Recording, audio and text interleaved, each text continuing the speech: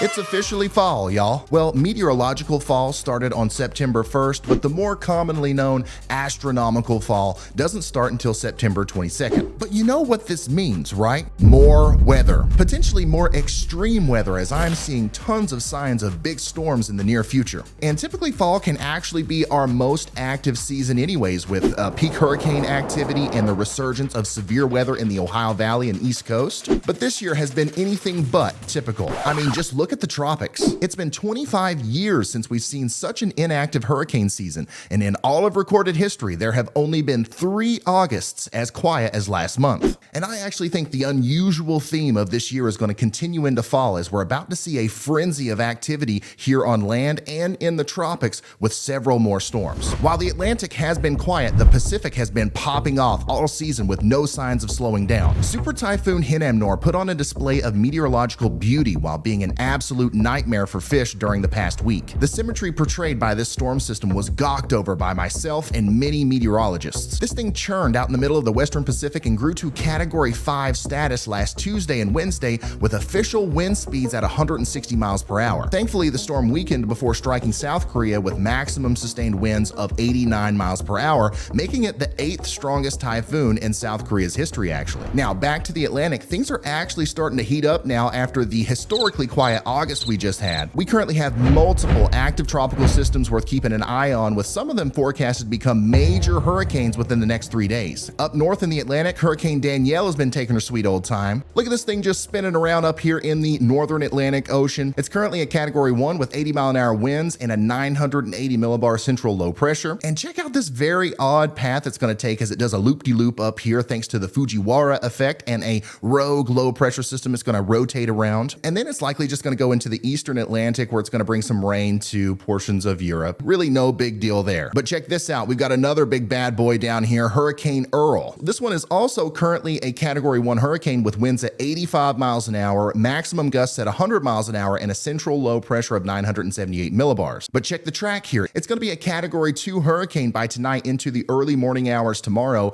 with winds around 100 miles an hour and gusts up to 120 miles an hour. And then as it curves off to the north and east, it will become a major hurricane with wind gusts up to 150 miles per hour. But why is this happening? Why is Earl going to strengthen even though the sea surface temperatures aren't necessarily warm in the area that it's going? Well, we have to look at something really interesting called ocean heat content. This is the amount of energy available to a tropical storm system in terms of how deep warm water extends into the ocean. Hurricanes like to churn up cold water from deeper down in the ocean. So if the water is actually warm deeper down in a specific area, the hurricane definitely has more juice to work with. Here's the latest look at the ocean heat content right now in the Atlantic Ocean. You can see that it's pretty warm all the way up into portions of the northern Atlantic there. Compare that to sea surface temperatures, and we're actually a little bit below average in this same area. And now you know why Hurricane Earl is bound to grow. And then finally, we have a few African easterly waves in the eastern Atlantic that are given moderate chances for development, but these storms will likely fizzle out and they're not going to impact the U.S. as they move north and west towards an unfavorable region for tropical development. The rest of September holds a lot of questions as to how active it's going to be as we continue to go into this really weird hurricane season. The Pacific Ocean, however, is defying all odds. I mean, it's absolutely nuts over there. It's a La Nina year.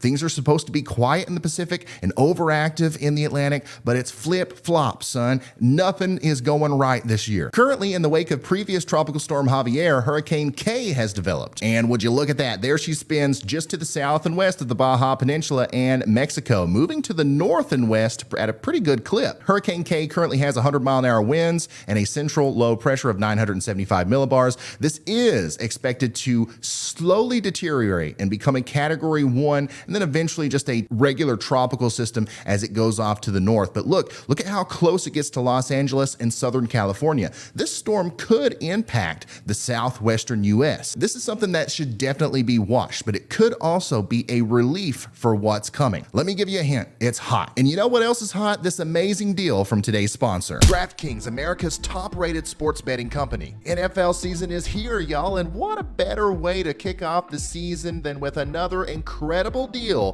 from DraftKings Sportsbook. The guys over at DraftKings don't care who you cheer for, but they do care about making the entire experience way more fun for you. And with DraftKings Sportsbook, you can get involved with all your favorite games no matter where you're at. This This NFL season, DraftKings Sportsbook wants to make sure all new customers take advantage of their opportunity to instantly turn $5 into $200 in free bets. That's right, any new customer is going to get $200 in free bets as long as they place a $5 or more wager pre-game on the NFL team of their choice. And with same-game parlays, you can combine multiple different bets from the same game to get a shot at even bigger winnings all season long. And if you happen to be in one of those states where you don't have sports betting, don't worry, you can go to DraftKings Daily Fantasy and find even more ways to cash in this football season. DraftKings has been around for a long time, so you can rest assured that all of your earnings are going to be safe and can be withdrawn at any time. Download the DraftKings Sportsbook app today and make sure you use my promo code Ryan Hall. Once again, use the code Ryan Hall and sign up right now while you still have time. Okay, let's get back into the video.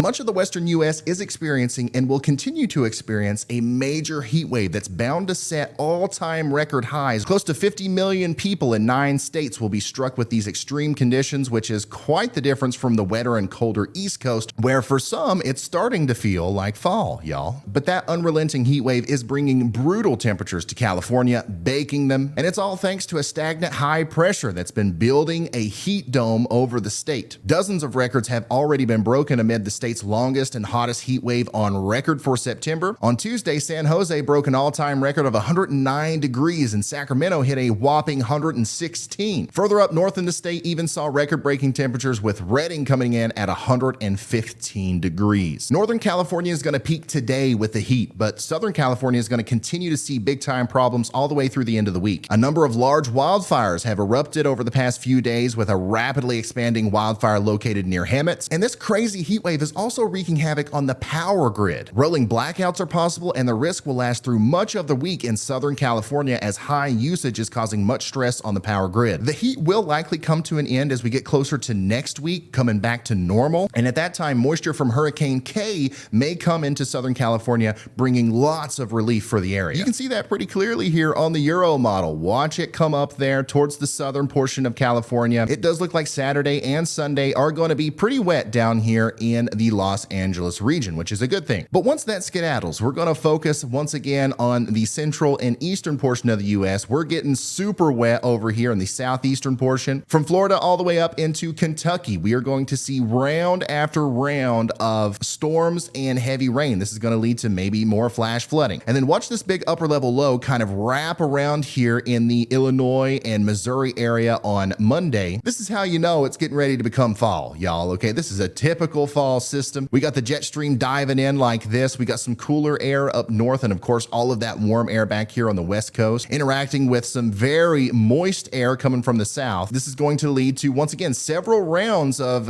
maybe heavy rain and thunderstorms, and that just general gloomy fall feeling from Indiana into Tennessee, all the way over towards the mid-Atlantic region and the Northeast as we go as far as into Wednesday, September 14th. So this is going to be a long-term fall frenzy of fall-like storms as we go into next week. Look at that. And check out the temperature anomalies that come along with it. You see it already, the giant area of extreme heat associated with our heat wave. Tomorrow, this is going to kind of fade out, and watch what happens. That heat gets suppressed to the south, and it does warm up a little bit in the Northeast, all the way down into the Texas and Oklahoma panhandles. But watch, as our fall storm approaches, there's a big bowl of colder than average air right here, and it infiltrates that warm air. This is what's going to spark the convection, the isolated storms, the rain, the gloominess. But buddy, this is going to be some of the chilliest air we have seen in a while in the south and in the southeast as this continues to push on through. And then of course it does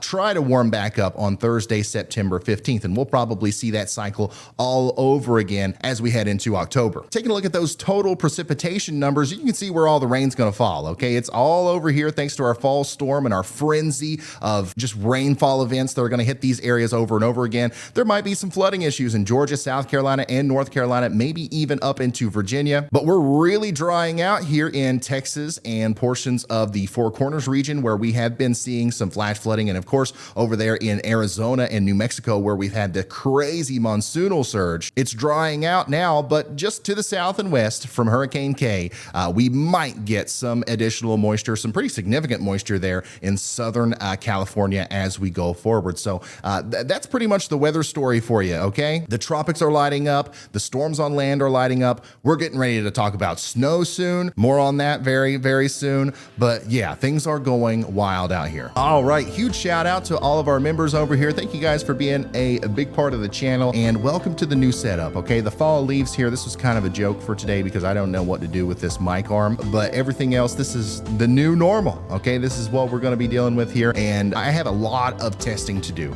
I got a lot of stuff I need to test for the live stream, so we are gonna do a members only live stream tonight right here on the channel. I promise, for real this time. So make sure you are a member and make sure you have notifications on, because once again, we're gonna do a members only live stream. We're gonna test out all kinds of stuff, make sure that everything works before we get back into the groove of doing severe weather and hurricane lives in the very near future. I'll see you guys in the next one. Goodbye.